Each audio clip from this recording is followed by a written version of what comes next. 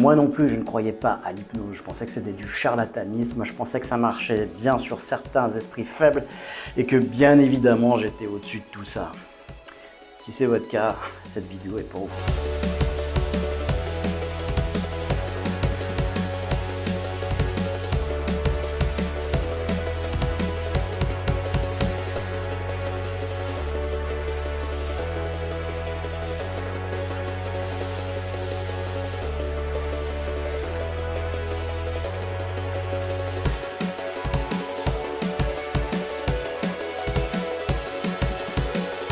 Bonjour les amis, bienvenue dans ce nouveau Café Hypnose. Plus d'une année qu'on se retrouve ensemble, c'est cool hein, ça.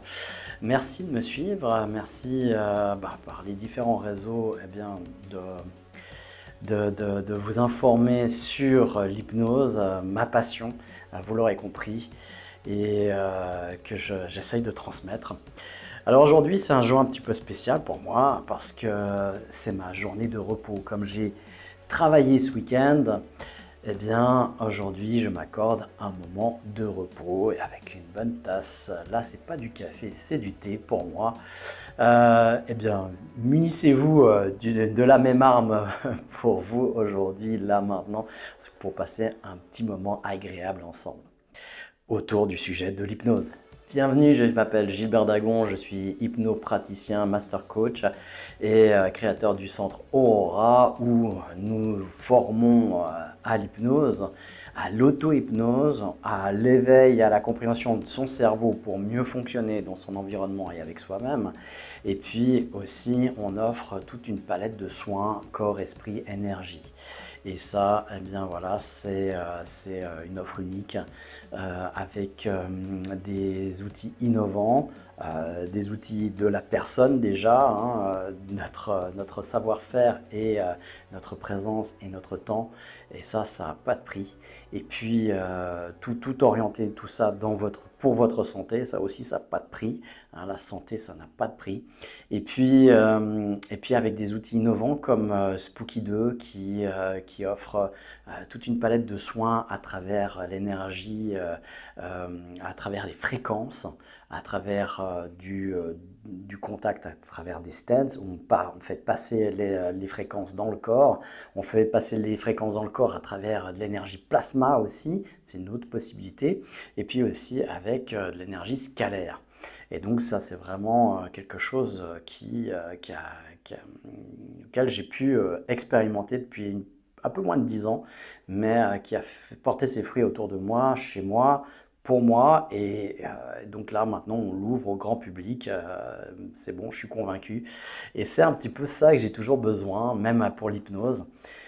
Heureusement que j'ai appris l'auto-hypnose au début, parce que ça m'a permis de revenir sur ces croyances que je vous communiquais en préambule. Ce week-end, eh bien, j'ai donné un cours d'auto-hypnose. C'est ce cours-là, donc 2 jours, pour apprendre ce que c'est que l'hypnose, pour revenir sur ces croyances. C'est ce qu'il y a de plus difficile pour les adultes. Les enfants, ils ont pas beaucoup de croyances là-dessus, ou en tout cas ce qu'ils ont déjà, eh bien c'est très malléable, et donc on peut facilement modifier. Et ils apprennent en 3/4 d'une journée, eh bien ce que les adultes mettent 2 jours au minimum à apprendre. Et puis voilà, parce qu'on n'a pas besoin d'expliquer, on n'a pas besoin de convaincre, on n'a pas besoin, les enfants ils font l'expérience et ils sont convaincus par l'expérience, et c'est tout. Les adultes, ils ont besoin d'être convaincus, d'avoir des explications scientifiques de comment ça marche avant d'essayer et puis de constater que ça marche, mais même en constatant que ça marche, ils vont remettre en question ce constat qui est tout à fait, voilà, je ne crois qu'en ce que je vois. Eh bien, il y a plein de gens qui ne croient même pas en ce qu'ils voient et ce qu'ils constatent. Et ça, c'est effarant.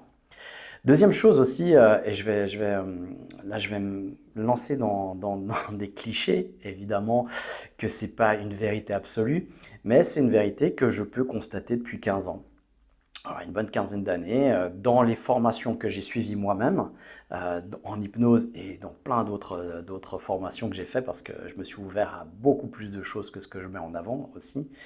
Et donc j'ai pu remarquer que, et puis dans les formations que je donne aussi, hein, ça c'est très clairement, bien qu'il y a beaucoup plus de femmes qui suivent ces cours, qui sont intéressées au développement personnel, qui sont prêts à se remettre en question, à remettre leurs croyances en question, que d'hommes. Et ça, c'est incroyable à quel point c'est vrai. La plupart du temps, c'est pour 10 personnes, on a 8 à 9 femmes. Donc il y a un homme pour un homme sur 10, quoi. Voilà, 10% à peu près des personnes sont des hommes, des personnes qui sont curieuses à apprendre, en tout cas dans mon domaine, l'hypnose, l'auto-hypnose. Et puis dans le domaine du bien-être et du développement personnel général, eh bien, je peux constater aussi que c'est encore beaucoup de femmes. Eh bien là, j'ai eu une exception, ce qui m'est jamais arrivé en 15 ans. Eh bien, j'ai eu que des hommes. Ça, c'est stupéfiant. Voilà, c'est pour une fois, ça met à mal c'est même pas une croyance, parce que c'est des faits concrets. Donc c'est pas, je pense que, non, non, c'est des faits concrets. Le 80%, 80 à 90% des personnes qui viennent se former au centre Aura sont des femmes. Voilà. Et voilà, ça c'est un constat, c'est un fait. Donc c'est pas une croyance. Et puis c'est pas une projection, c'est pas un cliché, c'est pas voilà, c'est pas arbitraire. Non, c'est un constat réel qui est appuyé sur des faits concrets. Et là, eh bien, ça vient mettre à mal toute cette statistique parce qu'il n'y avait que des hommes. Et là, bah, chapeau, chapeau. Peut-être que c'est un coup du hasard, peut-être que c'est les choses qui se sont mises en place comme ça. Alors, bah, à 100%, là, ça fait un peu beaucoup. Mais, euh, mais c'est aussi peut-être que on arrive dans une ère où les hommes aussi ont besoin de se remettre en question, quoi. Pas besoin, ça, ils ont besoin depuis toujours, mais se remettre en question et acceptent d'avoir le besoin de soutien, de compréhension, de peut-être d'outils supplémentaires que ce qu'ils croient avoir et sont prêts à s'ouvrir à quelque chose de nouveau, à, à se mettre peut-être en danger en acceptant l'imperfection et en acceptant l'amélioration. Parce que quand on accepte son imperfection, qu'on peut s'améliorer, évidemment. Et donc, si je pense que je suis parfait, bah, je laisse rien rentrer. C'était un peu mon cas d'ailleurs. Alors, je pensais pas que j'étais parfait, mais j'étais plein, quoi. J'étais rempli avant de connaître l'auto-hypnose. En fait, c'est la première phase de la connaissance, c'est qu'on ne sait pas qu'on ne sait pas. Et quand on ne sait pas qu'on ne sait pas, on ne sait pas qu'on ignore. Donc du coup, on croit savoir, évidemment. Et du coup, on étale sa science alors qu'on sait absolument rien. Pour la plupart des gens, c'est ça. Euh, c'est notamment beaucoup des hommes. Ça, c'est aussi un cliché, mais regardez autour de vous. Peut-être que ça va confirmer ou infirmer ce cliché. Mais beaucoup les plus résistants à l'auto-hypnose, c'est les hommes évidemment, hein. C'est non, non, moi je sais, ma main s'est levée, mais c'est moi qui l'ai fait, donc c'est pas mon inconscient, j'étais pas en hypnose. Les personnes qui remettent le plus en question l'évidence qu'ils peuvent constater, malheureusement, c'est les hommes. Et c'est comme ça, c'est aussi un constat que je peux faire.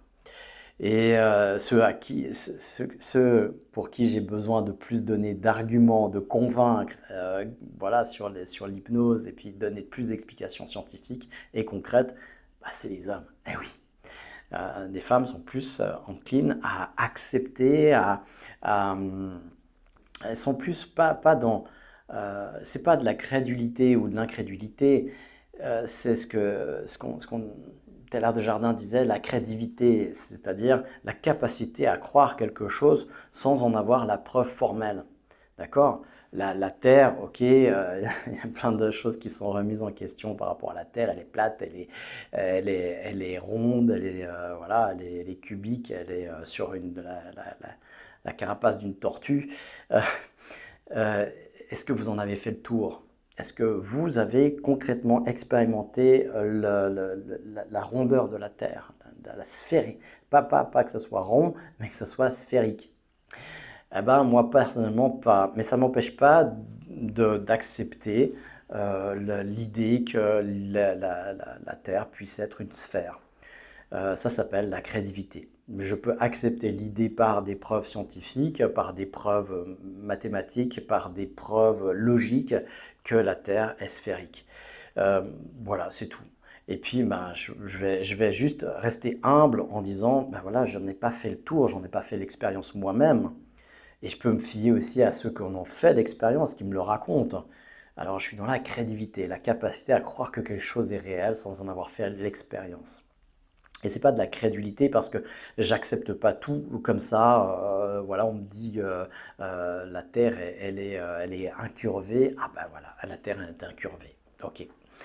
Non, je vais aussi réfléchir et m'appuyer sur une logique, des faits concrets, tout ça. Tout en sachant aussi que ben, tout ça peut être mis en question du jour au lendemain parce que bon, en même temps, il n'y a pas d'enjeu pour moi, hein. Je m'en fous, si la Terre était plate, on m'annonce ça demain et puis qu'elle est plate.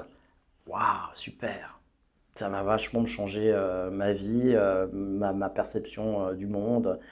Pour moi, j'en ai rien à secouer, qu'elle soit triangle, cubique, m'en fous, ça change rien pour moi.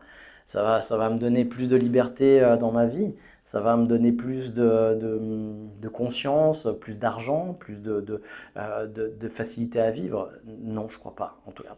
Voilà, j'ai pas l'impression. Peut-être que je me trompe, là aussi, on va rester un peu prudent.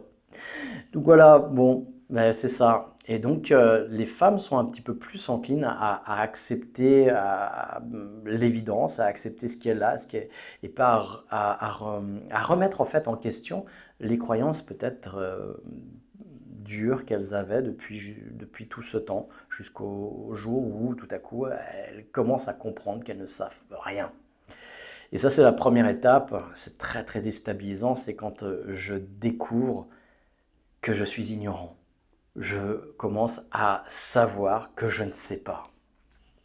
Eh ben oui, parce que tout adulte qui se respecte a besoin bien d'être parfait et de le montrer autour de soi, et notamment les hommes bien dans leur masculinité.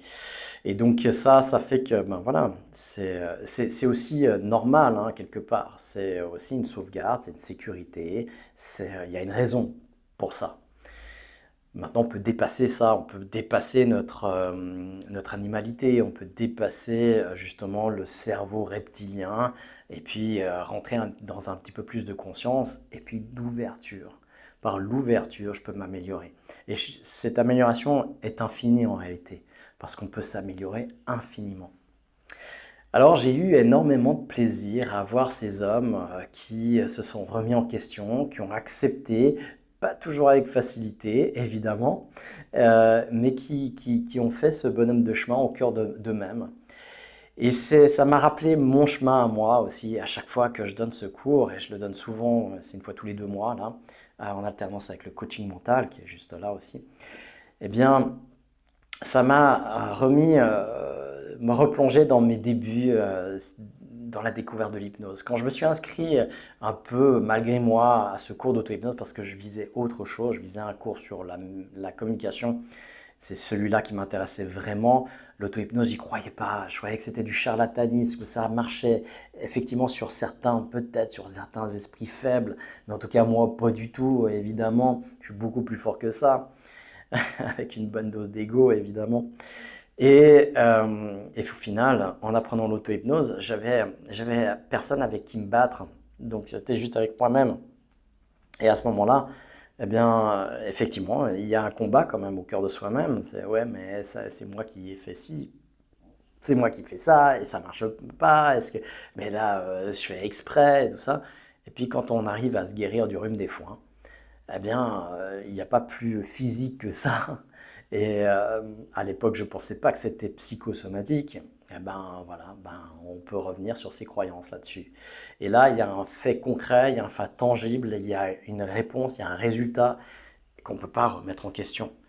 Et voilà, et là, c'était la preuve ultime pour moi que ça fonctionnait et que j'avais pu le faire moi-même sur moi-même. Et ça, voilà, c'est ce qu'on préconise aussi pour apprendre l'hypnose, pour apprendre à devenir hypnothérapeute.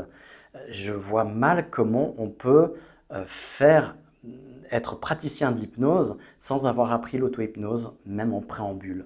Parce que une fois qu'on est convaincu par soi-même, sur soi-même, eh ben, on peut faire tout en hypnose. On est convaincu absolu. Qui souffrent aussi beaucoup moins du syndrome de l'imposteur une fois qu'ils ont fini leurs études et qu'ils s'installent comme thérapeutes. Parce qu'ils ont eu leurs preuves et ils n'ont plus besoin d'avoir de preuves ou d'être rassurés ou d'être convaincus de leur capacité, de leur outils aussi et puis de leur capacité à utiliser leurs outils. Donc l'efficacité des outils et leur efficacité personnelle. Ils l'ont eu ces preuves-là sur eux. Et c'est ce que je demande justement dans la formation professionnelle au Centre Aura, c'est justement d'avoir fait des premières expériences en auto-hypnose. Et donc voilà, ça c'est les premières choses, ça m'a permis de comprendre aussi. Et ce qui m'a plus surpris dans mes premières heures de découverte de l'hypnose, de l'auto-hypnose, eh bien je pensais apprendre que des outils d'auto-hypnose, qu'on allait me parler d'hypnose, d'auto-hypnose. Et au fait, ce que j'ai appris, c'est à beaucoup mieux connaître. Les 80% du cours était axé sur la connaissance de soi en réalité. Et c'est ça qui est principalement important, et c'est ce que j'enseigne aussi dans l'auto-hypnose. C'est au fait tout de la connaissance de soi, comment son cerveau fonctionne, comment on peut l'utiliser à bon escient, comment on peut et puis, se débarrasser des blocages, des freins, des mauvais automatismes et des mauvaises utilisations de son cerveau. Quand j'entends souvent des gens qui me disent ouais, moi je suis mon pire ennemi, ou j'ai mon saboteur intérieur qui a agi. Non, ça n'existe pas, ça, c'est la méconnaissance de soi. Alors oui, ça existe dans les faits concrets. Je vois des gens qui sont leur pire ennemi, effectivement, mais c'est parce qu'ils ne connaissent pas comment ça fonctionne. Et qu'ils utilisent le même outil, mais contre eux. Alors là, on apprend que c'est un outil, que c'est pas une personnalité multiple, qu'on n'a pas le petit diable et puis le petit ange de chaque côté, qu'on est un et qu'on peut faire un face à tout ce qu'on veut faire face. C'est l'adversité ou c'est la construction. C'est la réussite, c'est le bonheur. Je ne sais pas ce que vous visez dans votre vie. J'imagine que ça, c'est les valeurs les plus élevées qu'on peut avoir, la famille, le partage. Pourquoi la famille, le partage? Pour être heureux. Donc, toute personne a envie d'être heureux dans sa vie. Voilà, même celle qui écrase les autres, même celle qui est négative pour les autres, elle veut quoi? Elle le fait pour essayer de trouver un peu plus de bonheur, un peu plus de paix pour elle. Et voilà, elle s'y prend très très mal, on est d'accord, mais c'est ce qu'elle veut, c'est ce qu'elle cherche en réalité. Alors, en se comprenant beaucoup mieux, eh bien, on arrive à agir beaucoup mieux sur soi, sur son environnement et à créer la vie qu'on veut, celle qu'on désire, celle qui nous fait du bien. Et c'est ce qu'on apprend en réalité dans ce cours d'auto-hypnose. C'est ce qu'il y a, comme le cours de coaching mental, où là, on va un petit peu plus dans la communication avec soi, avec les autres. On parle d'auto-hypnose, mais surtout en fin de stage. Et autrement, c'est vraiment des outils de communication, d'alignement avec soi, de perception des autres et de compréhension des autres. Et ça évite aussi des mauvaises relations, de devoir faire de la thérapie de couple, de devoir faire de la thérapie familiale ou d'envoyer son enfant en thérapie alors que le problème vient des adultes. Parce qu'ils ne savent pas, parce que c'est pas de leur faute. On n'y a pas eu d'école pour apprendre à éduquer les enfants, des ados, pour travailler et comprendre comment fonctionne un ado et communiquer avec un ado de la bonne manière. Eh bien, ça s'apprend en réalité. C'est pour ça que j'ai développé ces cours-là, pour pouvoir vraiment offrir cette connaissance, cette compréhension aux gens pour qu'ils ne soient plus dans la souffrance, dans le déchirement familial, du couple ou personnel, individuel ou même professionnel. Dans les déchirements professionnels, j'en ai rencontré ça aussi. Euh, en travaillant 5 ans à rebooster, à remettre sur pied des personnes qui avaient fait une rupture avec le monde du travail, en burn-out ou en dépression à cause de mauvaise gestion d'équipe, de mauvais management. Voilà, c'est mauvaise direction parfois aussi jusque là. Donc voilà, quand on se connaît mieux, eh bien, on arrive à mieux vivre ces tempêtes. Ça enlève pas les tempêtes. Les tempêtes, elles font partie de la vie. Chacun va rencontrer des tempêtes dans sa vie, mais ça permet de les dépasser, de les surmonter, d'en faire autre chose et de ne pas somatiser notamment. Là, j'ai beaucoup de personnes qui viennent me voir. Bon, c'est la totalité pour la thérapie. On va toujours trouver une cause. Et puis, le problème quand c'est physique, c'est que l'inconscient, il a développé quelque chose pour régler une cause plus profonde. En réalité, le problème n'est pas le problème. Le problème est la tentative de notre inconscient à régler un problème plus profond, plus en amont. Et tant qu'on ne va pas régler ce problème plus en amont, eh bien, on n'aura jamais de solution sur les somatisations, sur le corps, sur les symptômes de maladies, de problèmes. Et ça, eh bien, on commence, le monde médical commence à s'ouvrir un petit peu plus à ça, parce que c'est une grosse partie de leur activité, entre autres, hein. C'est tout ce qui est psychosomatique, c'est 8 consultations sur 10 auprès d'un généraliste selon l'OMS. Donc 8 patients sur 10 vient pour une raison, un problème fonctionnel et pas lésionnel. Et le médecin, il est là pour des problèmes lésionnels, pas fonctionnels. Quand il y a un dysfonctionnement, quand il y a une douleur, quelque chose, et qu'on ne voit rien, il n'y a pas la radio, au scanner, il n'y a rien du tout, eh bien, on va faire quoi? Au pire des cas, c'est un mauvais médecin, il va donner de l'antidouleur. Alors, il peut donner de l'antidouleur, mais faire autre chose en plus, c'est-à-dire aller trouver une cause psychologique derrière. Et là, comme ce n'est pas de leur domaine, eh bien, ils vont souvent diriger vers un psy, vers voilà, une ressource psy en tout cas. Et ça c'est les bons médecins par contre. Ils ont pris conscience justement qu'il y avait une origine qui est psychologique, psychosomatique, qui fait que voilà, il y a un problème physique après derrière. Eh bien, c'est typiquement mon travail thérapeutique, c'est de travailler sur ces causes. Et ça va très vite quand on trouve la cause. Alors, c'est pas toujours facile et pas toujours évident de trouver la cause, mais quand on a la cause, tout se règle très vite, pour autant qu'on soit pas trop loin dans les prises de médicaments, d'antidouleurs, d'opérations effectuées, parce que là, voilà, il y a des personnes qui ont subi 12, 20 opérations physiques, ce que j'ai en ce moment, des personnes comme ça. On ne peut pas réparer ce qui a été abîmé, hein, comme ça, là, voilà. On peut travailler sur la cause qui a créé le problème, qui a généré toutes ces opérations. Parfois, elles sont nécessaires, hein, elles sont salvatrices. C'est hyper important, voilà, de travailler avec la médecine. Évidemment, je ne suis pas en train de dire que la médecine, c'est de la merde. Non, mais il y a certainement besoin d'ouverture sur des compléments, des complémentarités, des partenariats, de l'ouverture d'esprit. Voilà ce qui a manqué beaucoup ces dernières décennies.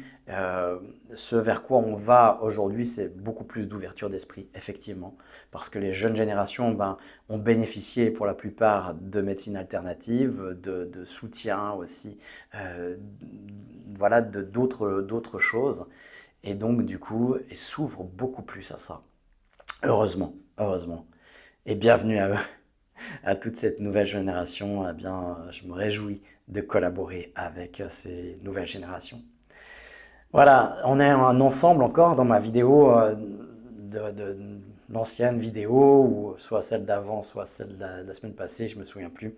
Eh bien, j'évoquais justement cette volonté où on nous pousse aujourd'hui à nous battre les uns contre les autres, à nous révolter, et je vois qu'il y a beaucoup de choses dans le monde qui sont de cet ordre-là.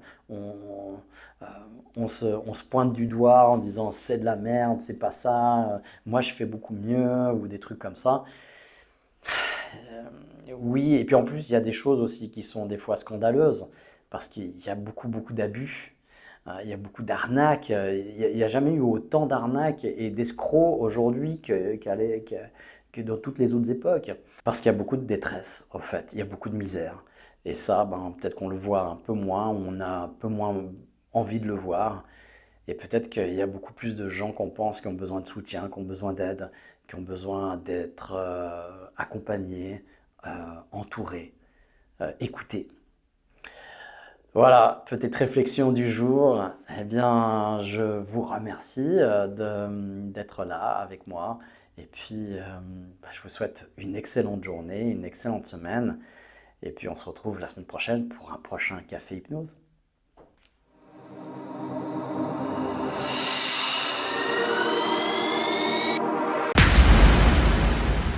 Nous fonctionnons à 95% avec des automatismes qui se répètent de jour en jour, de mois en mois. Le changement, ça s'apprend. Hypnose. Coaching, PNL. Utiliser son plein potentiel s'apprend. Le centre aura le pouvoir d'être soi, pour gagner en conscience et en autonomie.